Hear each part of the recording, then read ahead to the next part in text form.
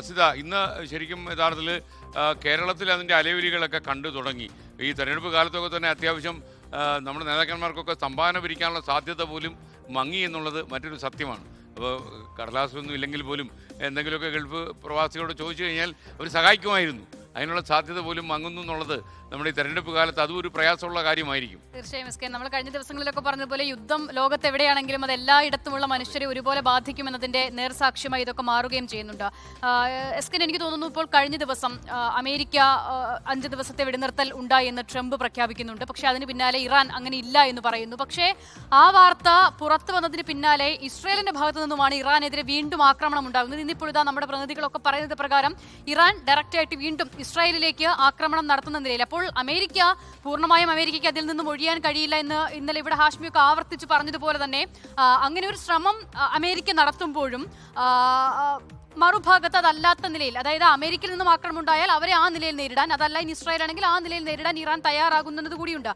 കഴിഞ്ഞ ദിവസങ്ങളിലൊക്കെ നമ്മൾ പറഞ്ഞു അമേരിക്കയിൽ നിന്നും ട്രംപിനെതിരെ ഈ യുദ്ധവിരുദ്ധ വികാരം ഉണ്ടാകുന്നു. പ്രത്യേകിച്ചും അദ്ദേഹം അവരുടെ കക്ഷിയോടക്കം അതിന് മറുപടി പറയേണ്ടി വരുന്ന സാഹചര്യമൊക്കെ ഉണ്ടാക്കുകയും ചെയ്യുന്നുണ്ടായിരുന്നു. ഇന്നലെ ഇപ്പോൾ ട്രംപിന്റെ ഒരു പ്രതികരണമായി അന്താരാഷ്ട്ര മാധ്യമങ്ങൾ റിപ്പോർട്ട് ചെയ്യുന്നത് പ്രകാരം അദ്ദേഹത്തിന്റെ തന്നെ പ്രതിരോധ സെക്രട്ടറി ആയിട്ടുള്ള പീറ്റ് ഹെക്സ് തന്നോട് നിർദ്ദേശം നൽകിയത് എന്ന് ട്രംപ് പറയുകയാണ്. അതായത് ട്രംപ് ഒറ്റയ്ക്കാണ് ഈ തീരുമാനം എടുത്തത് എന്നുള്ള ഇടത്തു നിന്നും അല്ല, അല്പം കൂടി ആളുകൾക്കൊക്കെ ഇത് അറിയാമായിരുന്നു, ഒരു കൂട്ട തീരുമാനമായിരുന്നു എന്നതിലേക്ക് കാര്യങ്ങൾ എത്തിക്കാനായി ട്രംപ് ശ്രമിക്കുന്നതും നമ്മൾ ഈ ദിവസങ്ങളിൽ കാണുകയാണ്. അപ്പോൾ ഒന്നുകിൽ ആക്രമണത്തിന്റെ ഉത്തരവാദിത്തത്തിൽ നിന്നും ഒഴിയുക, ഇതുവരെ ഉണ്ടാക്കി വെച്ചിരിക്കുന്ന ആ ഒരു നിലയുണ്ടല്ലോ, അതിൽ നിന്നും പിന്മാറാനുള്ള ശ്രമമായി തന്നെ വേണം ഈ പ്രതികരണങ്ങളൊക്കെ കാണാൻ.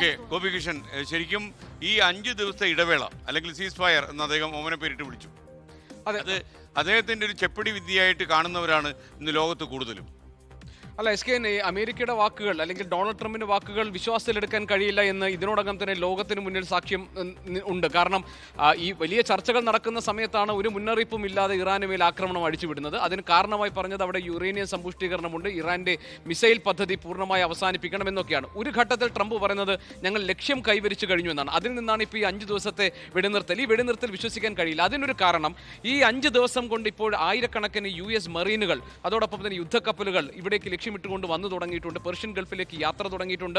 വെള്ളിയാഴ്ച അത് എത്തിച്ചേരും. അപ്പോൾ യുദ്ധം കുറെ കൂടി ശക്തമായി മുന്നോട്ട് കൊണ്ടുപോകാൻ വേണ്ടിയുള്ള തന്ത്രത്തിന്റെ ഭാഗമായിട്ടാണ് ഈ നിശബ്ദത എന്നാണ് പലയിടങ്ങളിൽ നിന്ന് വരുന്ന വ്യാഖ്യാനം. മാത്രമല്ല ഇപ്പോൾ ഈ നടത്തുന്ന ഈ സമാധാന ശ്രമങ്ങൾ അതിൽ ഇറാൻ മുന്നോട്ട് വെച്ചിട്ടുള്ള നിബന്ധനകൾ ഒരു ഘട്ടത്തിലും അമേരിക്കയ്ക്ക് അംഗീകരിക്കാൻ കഴിയില്ല. മാത്രമല്ല അമേരിക്ക ഇറാന് മേൽ വെച്ചിരിക്കുന്ന ആവശ്യങ്ങൾ അത് അവർ മാറ്റാനും പോകുന്നില്ല. കാരണം യുറേനിയം സമ്പുഷ്ടീകരണം നിർത്തണം, മിസൈൽ പദ്ധതി അവസാനിപ്പിക്കണം, ഇതൊന്നും ഇറാനും അംഗീകരിക്കാൻ പോകുന്നില്ല. ഇനി ഇതിൽ ഏറ്റവും വലിയ പ്രശ്നം പശ്ചിമേഷ്യയിലെ സംഘർഷം കൂടുതൽ ഇടങ്ങളിലേക്ക് വ്യാപിക്കുകയാണ്. ഇറാഖ് ഇതിന്റെ ഭാഗമായി കഴിഞ്ഞു. അവിടുത്തെ ഇസ്ലാമിക് റെസിസ്റ്റൻസ് ഇൻ ഇറാഖ് എന്ന് പറയുന്ന ഇറാനൊപ്പം നിൽക്കുന്ന ഘടകം അവിടെ ആക്രമണം നടത്തിക്കൊണ്ടിരിക്കുകയാണ് അമേരിക്കൻ എംബസികൾക്ക് നേരെ. മാത്രമല്ല ഗൾഫ് മേഖലയിലെ രാജ്യങ്ങൾ ഇപ്പോൾ അമേരിക്കയ്ക്കെതിരെ തിരിയുന്ന സാഹചര്യമുണ്ട്. ഇപ്പോൾ ഖത്തറിൽ നിന്ന് ദോഹയിലെ ഒരു പ്രധാനപ്പെട്ട നേതാവ് പറഞ്ഞത് നമ്മുടെ ഈ പ്രദേശത്തെ സെക്യൂരിറ്റി സിസ്റ്റം തകർന്നുകൊണ്ടിരിക്കുകയാണ്, ഇവിടുത്തെ സുരക്ഷാ സംവിധാനങ്ങൾ തകർന്നുകൊണ്ടിരിക്കുകയാണ്. അതായത് ഗൾഫ് രാജ്യങ്ങളുടെ അവിടെ നിലനിൽപ്പിനെ തന്നെ ബാധിക്കുന്ന തരത്തിലേക്ക് യുദ്ധം മാറുന്നു.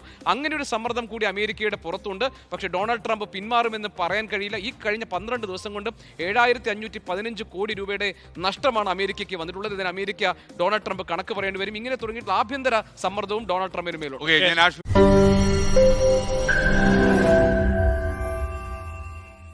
ലോകത്തെവിടെയായാലും ഏത് സമയത്തും 24 വാർത്തകളും ഓഗ്മെന്റഡ് റിയാലിറ്റി പാക്കേജുകളും എക്സ്പ്ലെയിനറുകളും വിശദമായി കാണാൻ ഞങ്ങളുടെ YouTube ചാനൽ നിങ്ങൾക്ക് സബ്സ്ക്രൈബ് ചെയ്യാം.